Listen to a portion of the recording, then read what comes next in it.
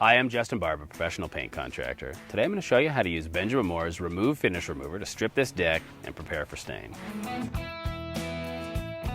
Before you begin, make sure you have gloves and goggles ready. You don't want to get remove on your skin. You'll also need a pump sprayer, a stiff bristled scrub brush, a bucket, a garden hose, and plastic if you need to mask off the bottom of your house like I did here.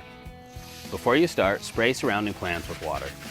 Remove's concentrated, so follow the instructions on the container and mix appropriately.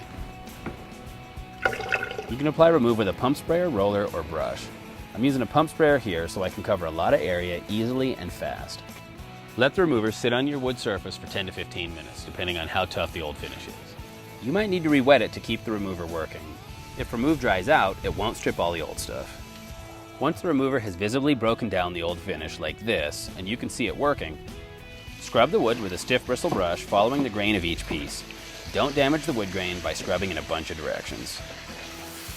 Once you've stripped all the old finish, rinse off the remover with the garden hose.